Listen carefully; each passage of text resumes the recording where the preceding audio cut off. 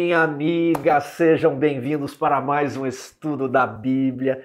Estamos estudando o amor de Deus e a justiça de Deus por meio deste guia aqui. Hoje chegamos no estudo de número 3, agradando a Deus.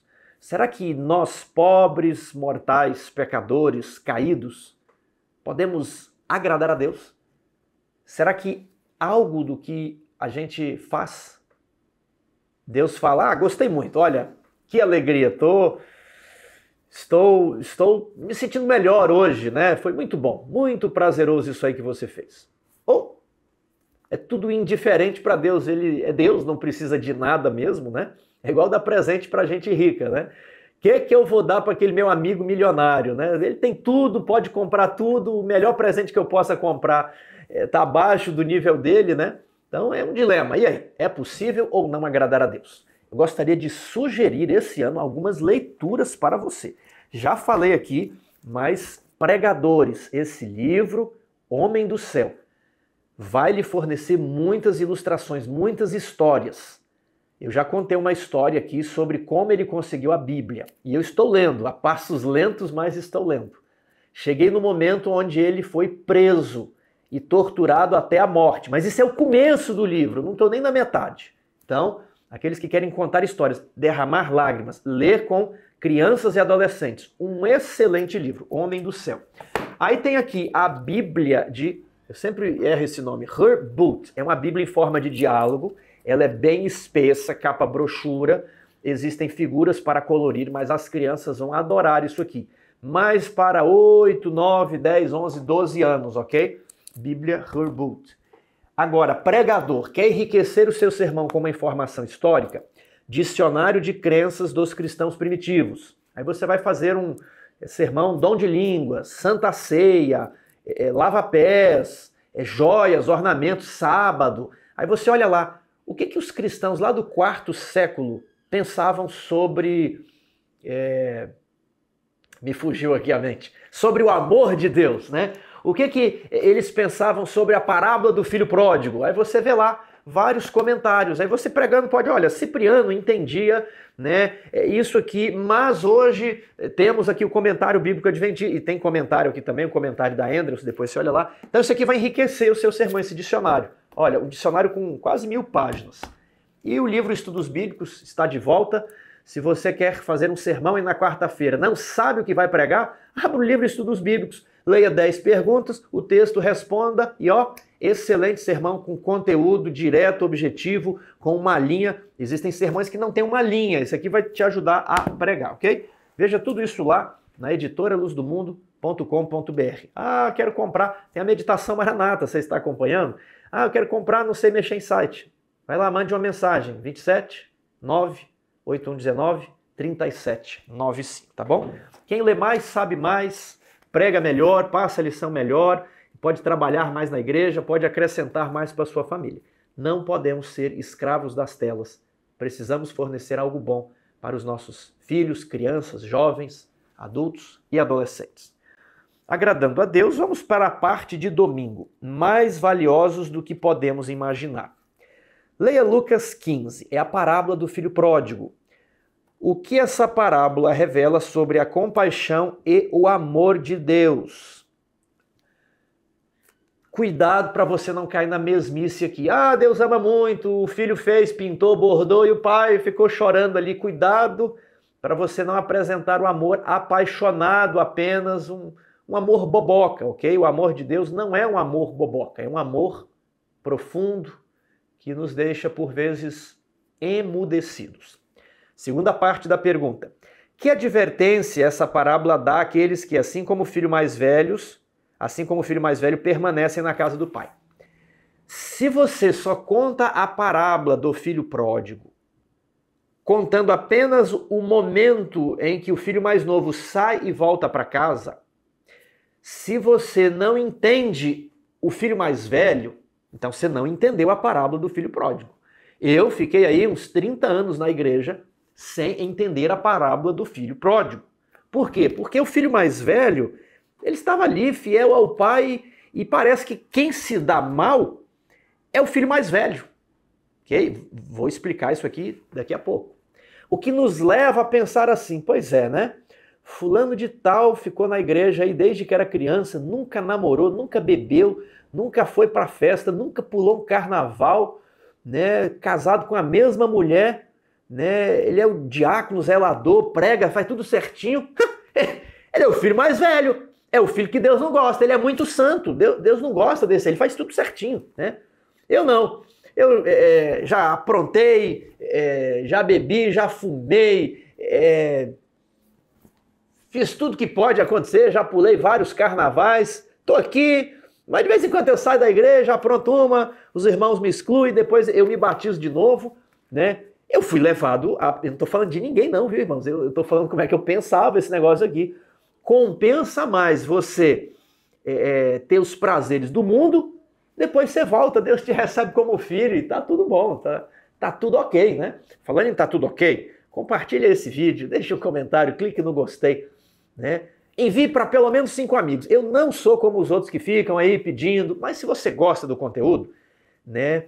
Ajude o algoritmo a ajudar as pessoas. Quanto mais você clica no gostei, quanto mais você compartilha, coloca um comentário, mais esse vídeo aparece para os outros. Então coloca aí, pelo menos me dê um bom dia, um feliz sábado, né? Fale alguma coisa do filho pródigo, tá certo? Então, eu fui levado a pensar que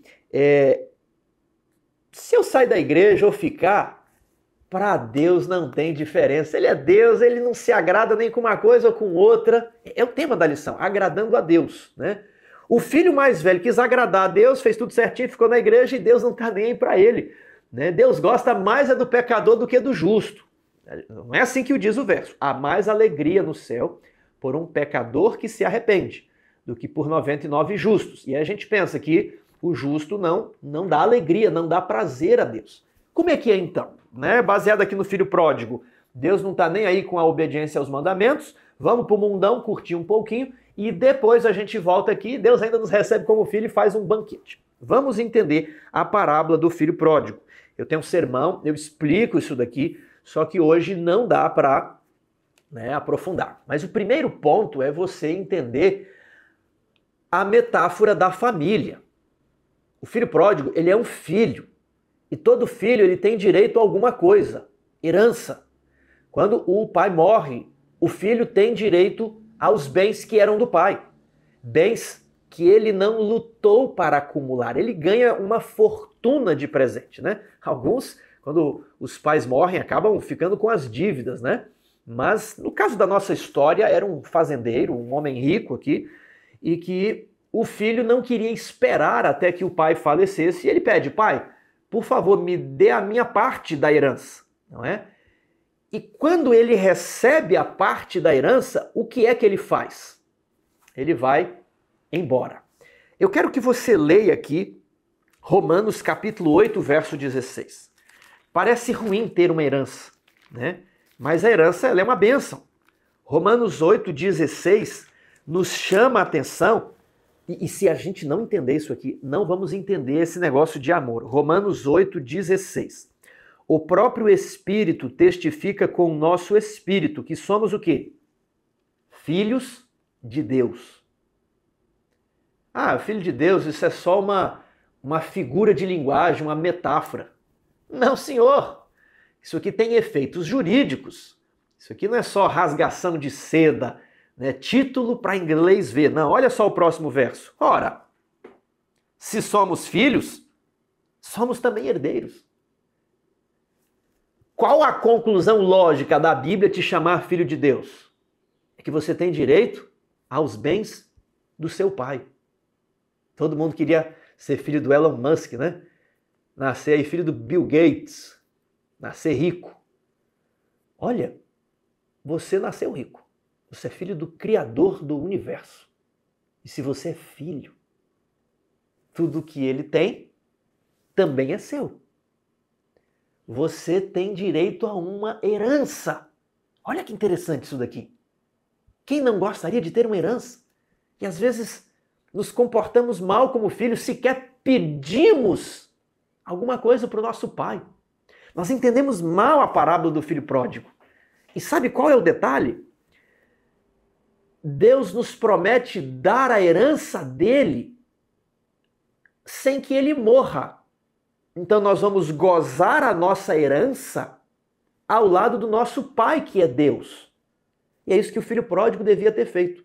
Mas quando ele passa a mão na herança, a Bíblia diz que ele partiu para uma terra distante. Ele queria os bens do Pai, mas ele não queria a presença do Pai. E agora, depois que ele gasta toda a sua fortuna com prostituição e bebedeira, algumas pessoas falam, onde que está na Bíblia prostituição? Né? Ali em Lucas capítulo 15. Daqui a pouco eu abro lá e leio para você. Mas eu acho que a palavra luxúria que está escrita aqui, ou devassidão, cadê aqui? Verso 30. Vindo, porém, este teu filho que desperdiçou os teus bens com meretrizes. Então o que ele foi para o bordel gastar a herança do pai. Entendeu aqui? E quem vai para bordel geralmente bebe. Ele gastou dinheiro com cachaça e com prostituta. Essa é a verdade. Ele não queria gozar da herança com o pai. E quando o dinheiro acaba, a Bíblia diz que ele agregou-se a um dos cidadãos, né? A um dos cidadãos daquela terra, e ninguém lhe dava nada. Quem é o cidadão daquela terra? É o diabo. Você precisa entender que de filho daquele fazendeiro, que no caso simboliza Deus, ele se fez filho do diabo. Tiago, o diabo tem filhos? Tem sim. Você se lembra de como Jesus disse aos fariseus da época? Vós sois filhos do diabo e quereis satisfazer-lhes os desejos. O diabo jamais se firmou na verdade, é homicida desde o princípio. Jesus disse que eles eram homicidas, queriam matar Jesus, e mentirosos, filhos do diabo. Agora veja aqui um texto de 1 João, capítulo 3. Isso aqui estamos explicando a parábola do filho pródigo. Se você não entender isso aqui, você não vai conseguir se aprofundar na parábola do filho pródigo. Lembrando que esse estudo aqui da lição, uma pessoa falou assim, Tiago, seja objetivo, você enrola muito, né? Então, minha querida irmã, é que aqui a gente não faz resumo. Ela falou assim, faça um resumo da lição. Aqui o nosso propósito não é fazer resumo. Resumo você faz lá no sábado, né? Aqui o nosso propósito é um estudo aprofundado da lição. É um estudo aprofundado seu, não é um canal de resumos. Existem pessoas que fazem um resumo, mas o nosso objetivo aqui é outro, né? Às vezes você só tem 30 minutos para passar a lição. Aqui a gente expande, às vezes faz um estudo de 1 hora. Fizemos até uma de 3 horas sobre a divindade ou trindade, como alguns chamam, está lá no trimestre passado. Se você quer ver sobre divindade e trindade, temos um outro estudo aqui de 3 horas sobre estilo de vida adventista. Fizemos ano passado também. Então aqui é um canal de aprofundamento. 1 João capítulo 3, verso 8. Aquele que pratica o pecado procede do diabo. Olha que interessante. Porque o diabo vive pecando desde o princípio. Se você vive pecando, você procede do diabo. Para isto se manifestou o Filho de Deus para destruir as obras do diabo. Veja o verso 10.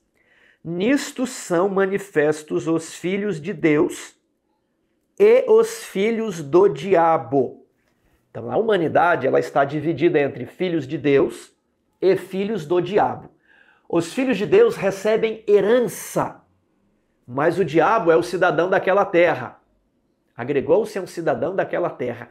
E ninguém lhe dava nada. E foi comer das alfarrobas que eram dadas aos porcos. Foi comer comida de suíno. Nisto são manifestos os filhos de Deus e os filhos do diabo.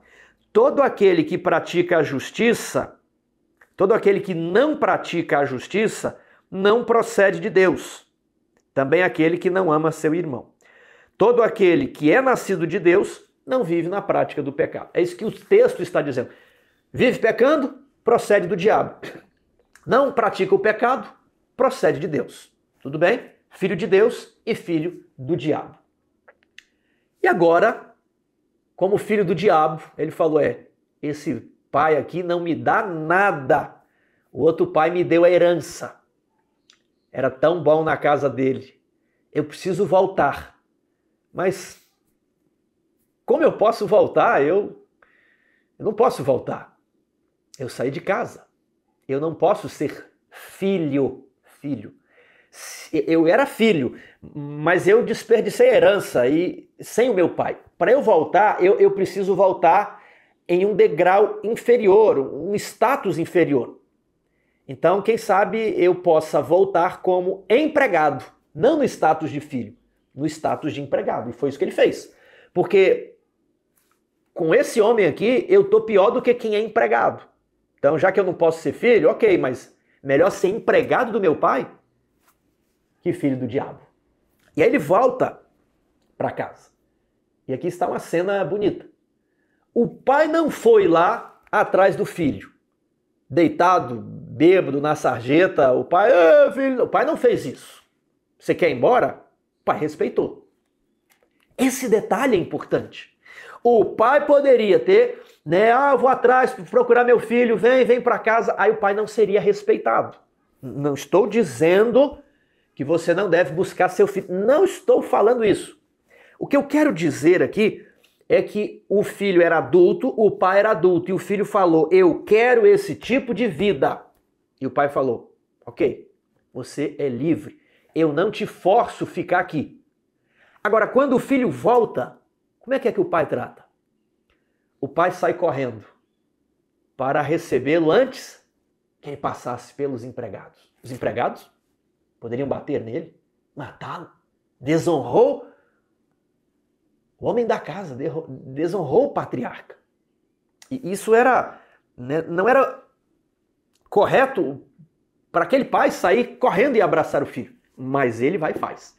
Por quê? Porque ele viu que o filho queria ser diferente. Aí você vai, oferece o perdão, abraça, restaura. Mas temos que entender que tem pessoas que não querem, ok? Aí entra a outra parábola, que é a parábola do pastor que vai lá procurar a ovelha que havia se desgarrado. Tudo bem?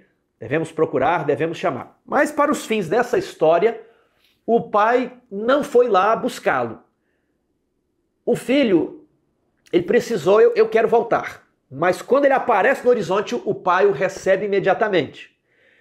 E ele fala, pai, eu quero ser empregado. Ele fala assim, pai, pequei contra ti, pequei contra o céu. Né? E o pai já fala, tragam-me uma capa e um anel. O anel é o status de filho. Isso aqui é bonito. O pai o restaura ao mesmo status. Porque apesar de filho longe, distante, abandonado, quando se arrepende, quando aparece em casa, sempre vai ser filho. Você pode estar brigado com seu pai. Se um dia você estiver na dificuldade, aparecer na casa dele e falar, pai, estou na pior. Para sua mãe, perdi tudo, mulher me largou. Tem um cantinho aí para mim, me ajuda? Filho é filho. Isso que você precisa entender. A diferença do filho para o empregado. Empregado largou, o patrão foi-se embora. Quando ele volta, não, meu amigo, eu te contratei aqui, você abandonou o emprego, não te contrato mais não. Mas o filho é diferente. E ele estava voltando querendo ser empregado. E o pai falou, não, você é filho. E o pai o restaura.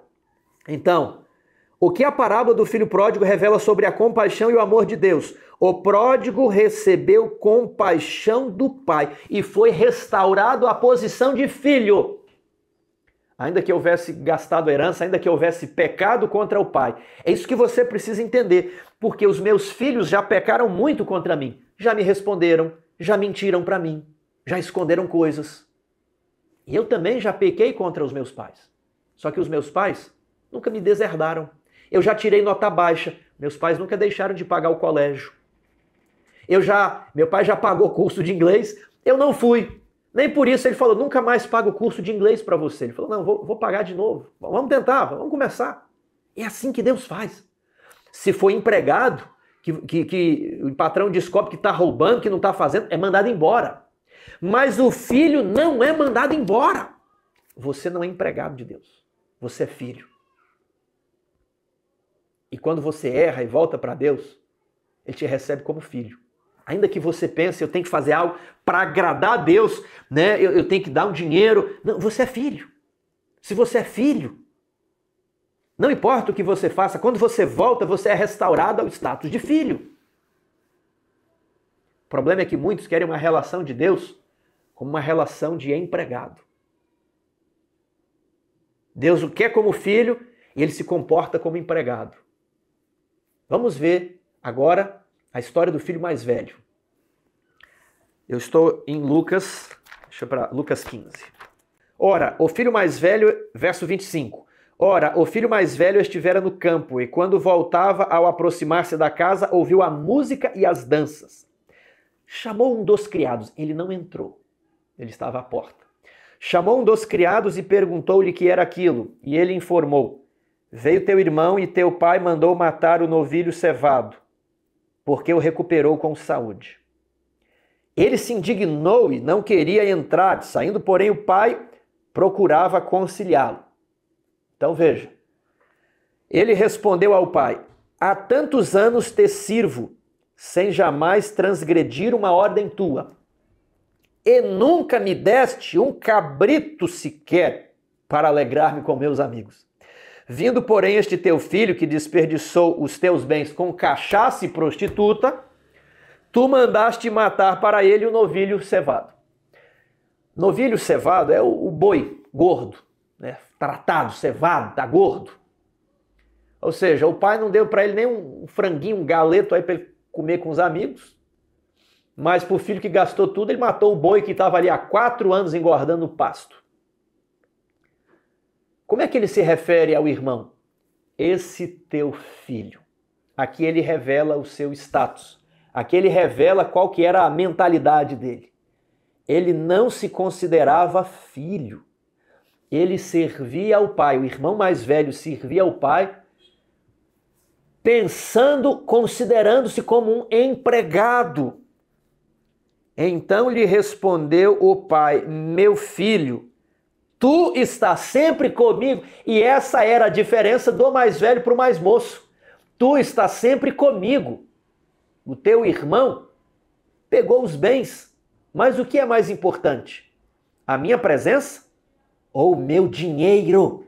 O filho mais velho valorizava o dinheiro do pai e não a presença do pai. Vamos continuar aqui. Tudo que é meu é teu. O filho mais velho jamais gozou dos bens do pai como se fosse um filho. Ele tratava os bens do pai como empregado. Isso aí é do patrão. Não, não mexe, é do patrão. Essa comida aí é do patrão. Não pode abrir a geladeira, é do patrão. Não pode abrir o pote de biscoito, porque isso aí é da mulher do patrão. A piscina, não pode entrar, que é do patrão. Ele nunca entrava na piscina do pai, nunca sentava na sala do pai e colocava o pé em cima do sofá. Por quê? Porque empregado não faz assim. O empregado pergunta: tem que tirar o chinelo? O filho entra de todo jeito, é a casa da mãe. O filho abre a geladeira e fala assim: tem suco aí? Eu faço isso na minha mãe até hoje. Abre a geladeira e toma um suco. Na minha casa, da minha mãe, sempre costuma ter suco. Só que o filho mais velho não se comportava como um filho. Ele se sentia como um empregado. E aí o pai fala: você está sempre comigo, tudo que é meu é teu. E aí você fala assim: não, como é que tudo que é meu é teu? Ele não recebeu herança. Recebeu sim. Quando você volta aqui, no verso 12, o mais moço disse ao pai: dá-me a parte que me cabe dos bens. E o pai lhes repartiu os haveres. A herança foi dada para os 2 filhos. E o mais velho poderia gozar a herança junto com o pai. Não gozou a herança e não valorizou a presença do pai. O mais moço gozou a herança, mas sem a presença do pai. Agora o filho mais novo chega e o mais velho revela o seu caráter. Esse teu filho. Ou seja, se aquele jovem não era o irmão, ele também não era filho daquele pai.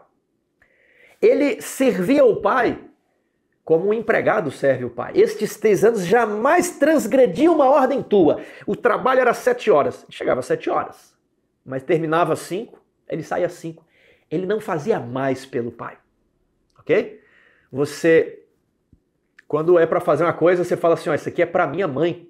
Sua mãe não te pediu, mas é para sua mãe, é para o seu pai, você faz o melhor. Se o seu pai tem empresa, você não vai lá só 7 horas, não, você chega cedo, é um problema. Você fica até mais tarde, porque a empresa vai ficar para você. Você é filho.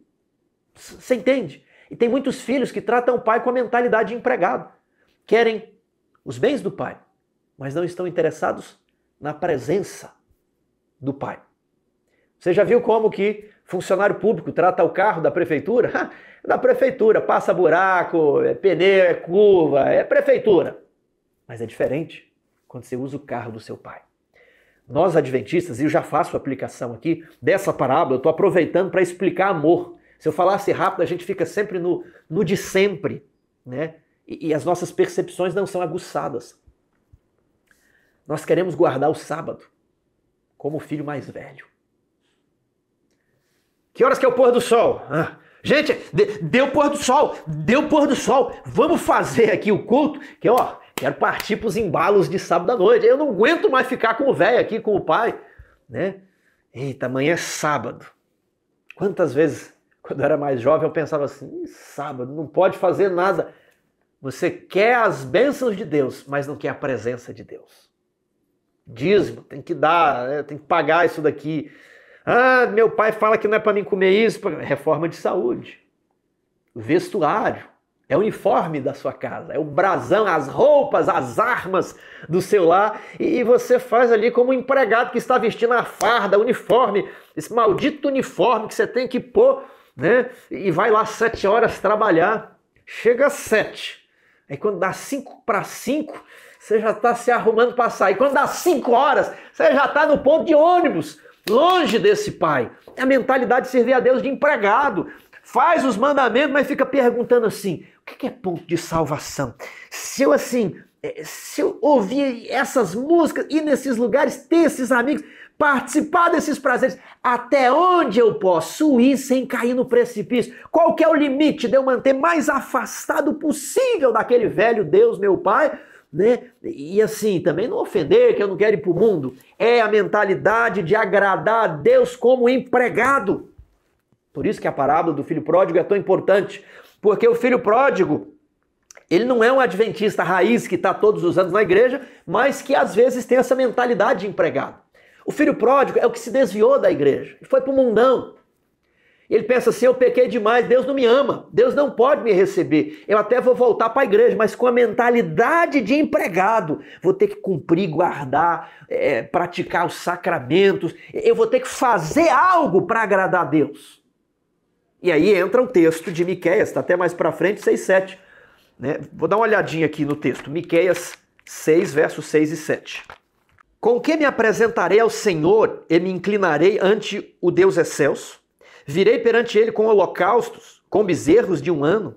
Agradar-se-á o Senhor de milhares de carneiros.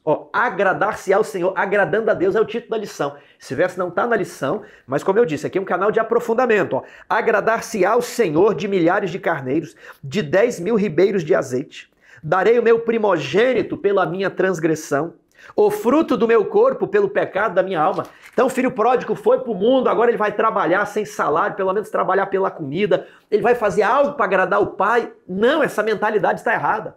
Você foi para o mundão e está voltando agora. Seja bem-vindo. Muitas pessoas deixam os comentários dizendo, eu estou voltando agora, estou estudando a lição da escola sabatina. Seja bem-vindo.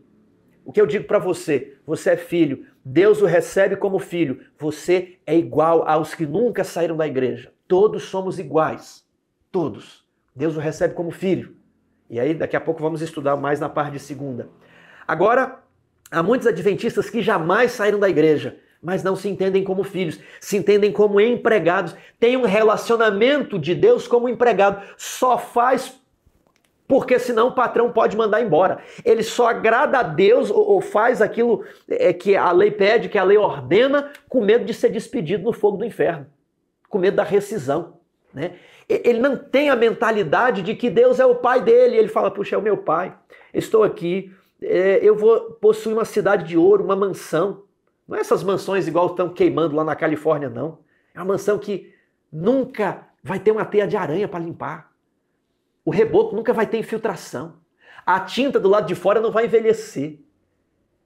É uma mansão de glória, de ouro, de cristal.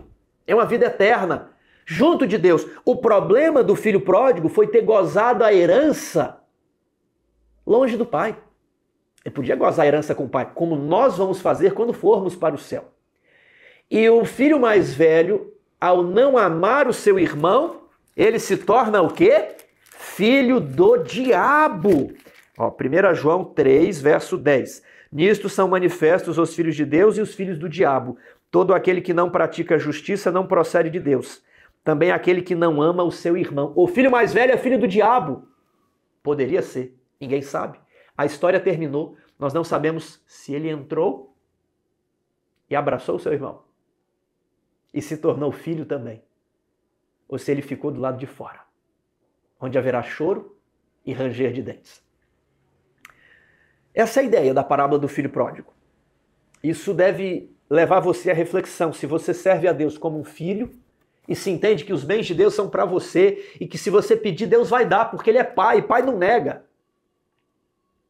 Ou se você está aqui trabalhando, mas nunca pede nada a Deus. Faz o pôr do sol contando o horário para você, ó, sai fora do sábado. Essa é a ideia. Como agradar a Deus? Como filho ou como empregado? Professor, eu acho que essa é a ideia central da lição. O resto agora que nós vamos ver tá ali, tá ao lado, são ideias laterais, acessórias, tudo bem? Alegrando-se com júbilo, segunda-feira. O texto de Sofonias 3,17 lança a luz sobre a parábola do filho pródigo. Como que ele lança a luz? Você se lembra daquela cantata do filho pródigo? Que é uma cantata gravada pelo Arautos do Rei antigo? Eu gosto muito daquilo. E ali fala assim, e a casa do pai se transforma em festa, de todas as tristezas nenhuma resta, o bezerro cevado bem depressa é preparado, vai para a mesa onde o filho é honrado, tudo é alegria, tudo é prazer, pois o filho ao lar veio ter, os músicos tocam. E aí repete, né? E o pai depois fala, comamos e alegremo-nos, porque este meu filho estava morto, porque este meu filho estava morto, e reviveu, e reviveu. É a parte mais bonita da cantata do filho pródigo. Sabe por quê? Porque esse filho que estava morto era eu e você. E aí, imagine Deus falando, meu filho estava morto, e reviveu, e reviveu. E Deus vai fazer um banquete quando nós chegarmos ao céu. Na mesa que tem quilômetros e quilômetros de distância, mas que nós podemos ver do início ao fim. Olha o texto de Sofonias. Sofonias 3:17. O Senhor teu Deus está no meio de ti, poderoso para salvar-te. Ele se deleitará em ti com alegria. Renovar-te-á no seu amor, regozijar-se-á em ti com júbilo. Professor, qual exemplo você pode usar? Natal. Quem não recebeu parente no Natal? Quem não recebeu um filho que mora distante, foi lá em São Paulo trabalhar, estudar e agora voltou para casa? Quem não recebeu um filho? E aí você fez o quê? Você gastou com comida. Nem podia gastar, né? A gente estoura o cartão, faz um fiado, compra a prazo, esquece o regime. Esqueci meu regime, né? Me permiti comer um pouquinho mais nesse fim de ano. É isso, essa é a alegria. O filho veio, você fala assim, ó, estamos guardando ali na geladeira para uma ocasião especial, é agora, descongela a geladeira, vai no mercado, compra fruta, compra suco de uva, né, compra ali o Chester vegetariano e vamos... É como diz o texto da Bíblia, comamos e alegremos-nos, porque este meu filho estava morto e reviveu, tinha se perdido e foi achado. Então, é um momento de alegria. Deus tem alegria, tanto é que ele vai oferecer uma festa com comida.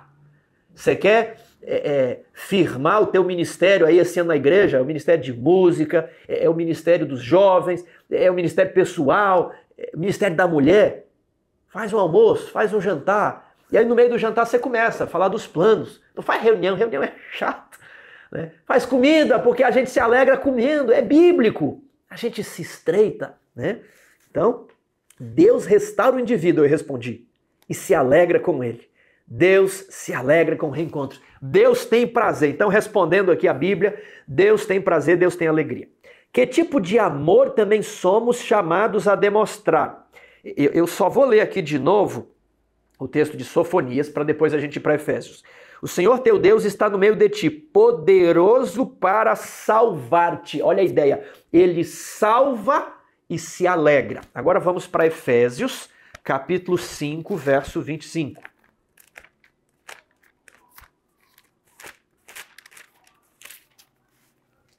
Maridos, amai vossas mulheres, como também a Cristo amou a igreja e a si mesmo se entregou por ela. Ah, Tiago, mas não dá para amar, não. A mulher é muito enjoada, ela não para de falar, eu chego em casa, ela fala, cheia de defeitos. Se eu soubesse, não teria casado. Cheia de defeitos, né? Cheia disso e aquilo, não sabe, não estudou. Pois é. E como você pensa que é perante Cristo? Cheio de defeitos também, não é? Olha lá. Amai vossas mulheres, como também Cristo amou a igreja e a si mesmo se entregou por ela, para que a santificasse. Sua mulher está fraca na fé, não estuda a Bíblia, você tem a missão de santificar a sua esposa. Como? Primeiro passo para santificar a esposa, sendo você santo. Se ela não vê que você é santo, vai ser mais difícil se santificar a esposa. A gente só pode dar o que tem. E você vai santificar a sua esposa por meio da lavagem de água. O que significa isso? Bíblia. Você estuda a Bíblia com ela. Você explica a Bíblia para ela. Não é sua mulher falando assim: ô Sebastião, sai da frente dessa TV, ficou ligado o domingo inteiro, vasilha está em cima da mesa, me ajuda aqui, faz o culto. Não é a mulher que chama você para fazer o culto. Aí você sente a dor na consciência, vai lá. Não, você que tem o exemplo de ser santificado e vai lá e chama a mulher, vamos estudar a Bíblia agora. Agora eu não quero não, então que horas? Não, eu tenho isso aqui tudo para fazer, tá bom, vou te ajudar. Depois você vai tirar um tempo para a gente estudar a Bíblia juntos, vamos ler um livro juntos, vamos comprar lá o Ato Conjugal, um livro lá da editora Luz do Mundo que fala de sexo, nós vamos ler juntos, né? E você que tem iniciativa, tá lá na editora Luz do Mundo, mas tem esse ou não, tem Lar Adventista, tem Fogo no Parquinho, isso é mais para namorados. Tem as linguagens do amor para casais. Mas a iniciativa é do marido. Você vai purificar a sua esposa pela palavra, pela leitura. Você lê e explica a palavra para ela. Para apresentar a si mesmo. Igreja gloriosa, sem mácula, nem ruga, nem coisa semelhante, porém santa e sem defeito. Quando você se encontrar com Cristo, não é sua mulher que vai te chamar, não. Você está lá atrás na multidão, sua mulher, ô João, vem para cá, vamos conhecer Jesus, Jesus está aqui. Aí você vai lá, é meio caladão, é sua mulher, não é sua mulher que vai tomar a iniciativa, é você que vai chegar e apresentá-la para Cristo aqui. A esposa que eu amei, que é minha esposa. Eu me santifiquei, ela se santificou pela lavagem, pela palavra. Estudamos e fomos crescendo, fomos praticando as reformas, lemos aquela coleção Testemunhos para a Igreja, né? E fomos nos santificando. E agora eu apresento a ti, Senhor Jesus, a minha esposa como? Pura, sem mancha. Tinha muitos defeitos quando me casei, mas eu fui trabalhando com ela. Nós fomos aprimorando o nosso caráter em conjunto. Agora eu apresento essa minha esposa para Jesus.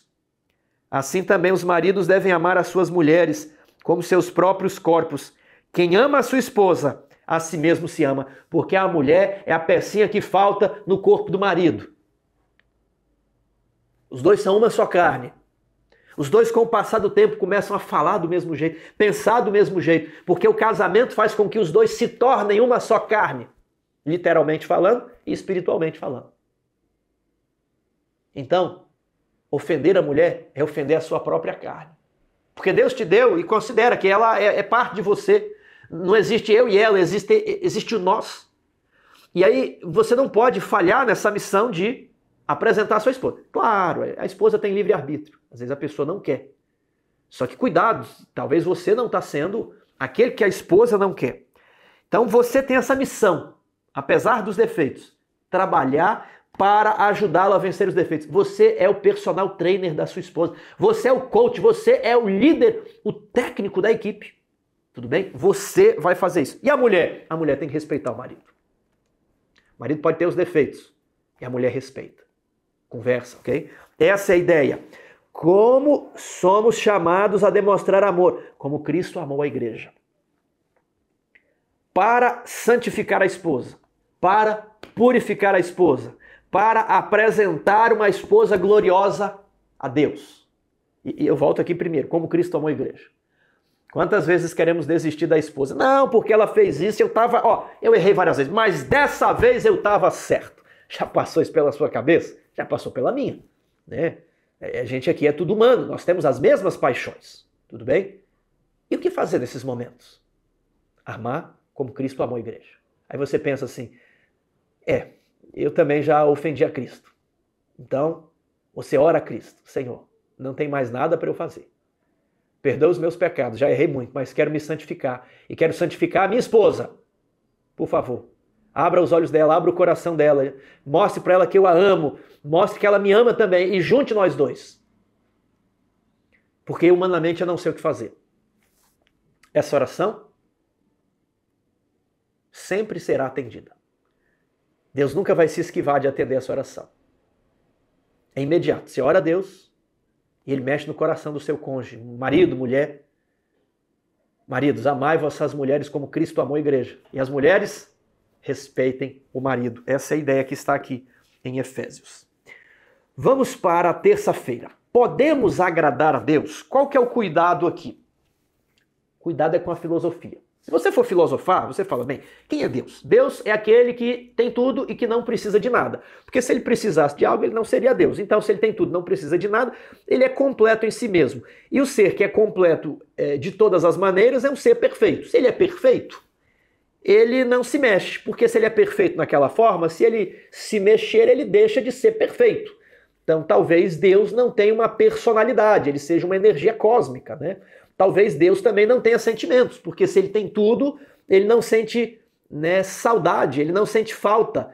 E se ele tem tudo, ele não sente amor, ele não sente gosto, paixão, porque para ele é tudo indiferente.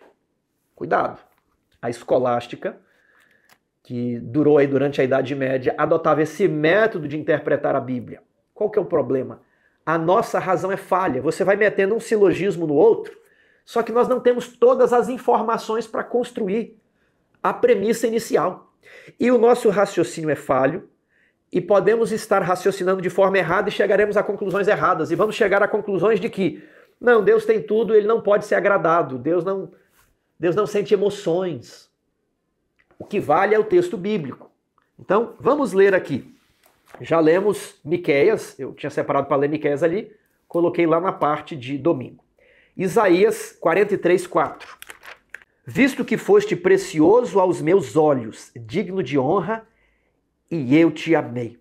Darei homens por ti e povos pela tua vida. Deus deu Cristo pelo teu resgate. Se você precisasse de algo mais, Deus não tinha para dar. Quando ele deu Cristo, ele deu tudo que ele tinha. É igual um pai que precisa salvar um filho no hospital. E o pai vende a casa, o carro, a mobília, os eletrodomésticos, a roupa. E ainda pega dinheiro emprestado no banco no limite do seu crédito. É todo o dinheiro que o pai tem. Se o filho precisar de R$1 mais, o pai não tem. Foi isso que aconteceu. Tem um despertador aqui. Era a Fernanda para lembrar que tem que tirar o pão do forno. Mas se Deus tivesse que ter R$1 a mais para a sua salvação, ele não tinha. Porque Cristo, ele deu tudo que tinha. Então, darei povos por ti, homens por teu resgate, pela tua vida, eu te amei. Ele deu tudo que tinha. Cristo significa tudo. Provérbios 15, 8 e 9. O sacrifício dos perversos é abominável ao Senhor, mas a oração dos retos é o seu contentamento. Então a Bíblia diz que Deus... que bom essa oração. A oração dos retos gera contentamento. Próximo texto. Salmo 149, 4. porque o Senhor se agrada do seu povo e de salvação adorna os humildes. Então a Bíblia diz que Deus se agrada. Deus se deleita na oração dos justos. Ele ama quem segue a justiça. Precioso é você aos olhos de Deus. O Senhor se agrada do seu povo. É o que eu respondi. Então sim, Deus tem prazer. Deus sente contentamento. A Bíblia diz assim, e é o que nós devemos crer. Uma só sentença das Escrituras vale mais do que 10.000 ideias ou argumentos humanos. Quarta-feira, pedras vivas. De que maneira nós, seres pecadores decaídos, podemos agradar um Deus santo? Quem está em Cristo não sofrerá condenação. É o que está escrito lá em Romanos 8, verso 1. Vamos dar uma olhada. Agora, pois, já nenhuma condenação há para os que estão em Cristo. E quem não está em Cristo? Aí há condenação. Vocês têm que estar em Cristo. E Cristo precisa estar em você. Se Cristo não está em você, você não está em Cristo. Ok? Para a gente não deturpar o texto. Já não sou eu quem vive, mas Cristo vive em mim. Cristo está vivendo em você? Se Cristo está vivendo em você e você está em Cristo, não há condenação. Tudo bem? Romanos capítulo 5, verso 8. Cristo morreu por nós, sendo nós ainda pecadores. Voltamos ao que lemos na semana passada. Permita-me aqui abrir a lição aqui, segunda-feira, dia 6 de janeiro, página 21, da lição dos professores. O amor de Deus não é condicional. Ele ama a todos. Ele amou nós quando éramos pecadores. Mas a relação de aliança com o seu povo é condicional. E ele tem alegria na oração dos justos. Seu povo traz deleite a Deus. Leia 1 Pedro 2, 4 e 6 e compare com Hebreus 11, 6. O que esses textos nos dizem sobre como podemos agradar a Deus? Lá em Pedro, diz que devemos oferecer sacrifícios espirituais agradáveis. Quem oferece sacrifício é o quê? É sacerdote. Então nós devemos ser sacerdotes. Vós sois sacerdócio real, diz Pedro, nação santa, povo de propriedade exclusiva de Deus. Deus não quer compartilhar você com outro homem, com outra pessoa. Essa é a ideia. Quando você fica ali com o diabo, com Satanás, é igual mulher que está compartilhando o corpo com outro homem. Povo de propriedade exclusiva de Deus. Ele é a pedra angular. E você é um bloco que é sendo edificado acima daquela pedra. Ele é o sumo sacerdote. Você é um sacerdote. E o que você faz? Nada na igreja? Só fica assim. Em casa, você só fica assim. Não. Você precisa oferecer um sacrifício espiritual agradável. Aí você combina lá com Romanos 12, verso 1. Oferecendo um sacrifício espiritual agradável, que é o nosso culto racional. Agora, Hebreus 11, 6. Sem fé é impossível agradar a Deus. Porque é necessário que aquele que se aproxima de Deus tenha fé e creia que Deus é bom, que Deus é galardoador, ou seja, que Deus tem recompensas para dar. Se você tem medo, você não acha que Deus vai te dar nada. Se Deus é um patrão injusto, você não se sente filho e você não vai gozar da herança. Sem fé é impossível agradar a Deus. Sem a intervenção de Deus, as pessoas caídas são incapazes de apresentar algo valioso para Ele. Deus, ele é o bom pastor que vai lá e te resgata. O Espírito Santo vem a você antes de você olhar para Cristo. A graça foi derramada no seu coração antes de você se converter. É a graça que propiciou você tomar uma decisão. A graça de Deus, ela é prévia, ela é presente, ela é futura. Sem a graça, nós não conseguimos tomar a decisão. Mas só pela graça nada vai mudar. Você tem que escolher também. Operar, desenvolver a vossa salvação. Porque é Deus que efetua em vós o querer e efetuar. O processo de justificação é um processo de cooperação. Esforço humano unido ao poder divino. Pedras vivas. É sim possível agradar a Deus. Né? Agora, eu gosto de abordar isso aqui com dois textos bem fáceis assim, né? Esses textos da lição estavam um pouquinho mais difíceis. 1 João 4, verso 10. Nisto consiste o amor, não em que nós tenhamos amado a Deus, mas em que Ele nos amou e nos enviou o seu Filho como propiciação pelos nossos pecados. Como provamos o amor de Deus? Ele enviou o seu Filho por nós. Isso é a prova do amor de Deus, ok? Como nós agradamos a Deus, como nós amamos a Deus. Então veja aqui, ó. Terça-feira, podemos agradar a Deus? Pedras vivas. De que maneira podemos agradar um Deus santo? Então você leu 1 João 4, 10. Deus morreu por nós, então Ele nos ama. Como podemos amar a Deus? 1 João 5, 3. 2 e 3. Nisto conhecemos que amamos os filhos de Deus, quando amamos a Deus e praticamos os seus mandamentos. Porque este é o amor de Deus, que guardemos os seus mandamentos. Ora, os seus mandamentos não são penosos. Como que a Bíblia diz que Deus nos ama? Jesus morreu por nós. Como nós dizemos que amamos a Deus? Guardando os seus mandamentos, e Ele se agradará disso. Quinta-feira, última parte, um alvo digno. Leia Marcos 9, como Jesus reagiu ao pai do menino. Quanta fé é necessária. É interessante que o pai do menino não conseguiu que os discípulos não conseguiram expulsar o demônio do pai do menino. E agora chega Jesus, e o homem já estava assim. É igual quando você vai comprar na loja, os empregados não resolvem o seu problema, chama o gerente não conseguiu, aí vem o dono. Você já está sem esperança já. Olha o que o homem falou, verso 22. Muitas vezes o demônio tem lançado no fogo e na água para o matar, mas se tu podes fazer alguma coisa, tem compaixão de nós e ajuda-nos. Ele não acreditava que Jesus pudesse fazer algo. Ele pergunta, se você conseguir, né, vai ser bom. Se. Como Jesus responde? Se eu posso, tudo é possível. O problema não é se eu posso. O problema é se você tem fé. Porque tudo é possível àquele que crê. E imediatamente o pai do menino chorou. Ele chorou porque ele percebeu que o problema não estava em Jesus, mas com ele. Ele não tinha fé em Cristo. Chegou desconfiado nos discípulos. Ele chega para Jesus, se podes, faz um milagre. Nós fazemos a mesma coisa. Senhor, se o Senhor pode, né, se o Senhor é Deus, então me ajuda nisso daí, estou com as dívidas. Se o Senhor pode mesmo, me ajude a encontrar uma namorada, um namorado. Se o Senhor pode, me ajuda aqui, me ajude nisso. Fazemos do mesmo jeitinho. Não oramos crendo que Ele pode. Às vezes oramos com a fé de um empregado. Se o senhor puder, me adianta aí as férias. Eu queria tirar um dia de folga, mas assim, não sei, né? O filho chegou para o pai, o filho pródigo, dá a minha parte da herança. E o pai deu. Deus é pai. Se você pedir, Ele vai dar.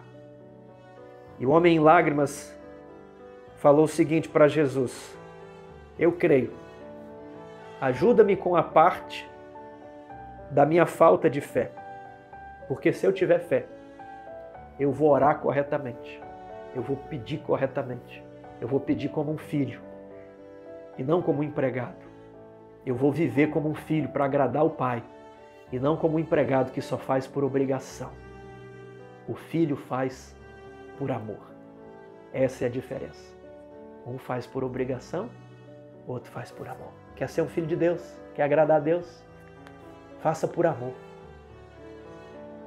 Lembrando que Ele pode tudo que você quiser. O que você pedir, Ele vai dar. Para a honra e glória dEle. E para o seu bem também. Muitas vezes meus filhos me pedem coisas que eu não posso dar. Porque vai fazer mal para eles. Se Deus não deu, não é para o seu bem. Se você orou com fé e Deus não deu, não é para o seu bem. Mas se você orar com fé, Ele vai dar. Você é filho de Deus. E se somos filhos, também somos herdeiros. Essa deve ser a nossa oração hoje. Senhor Jesus, ajuda-me na minha falta de fé. Ele vai te ajudar. Que Deus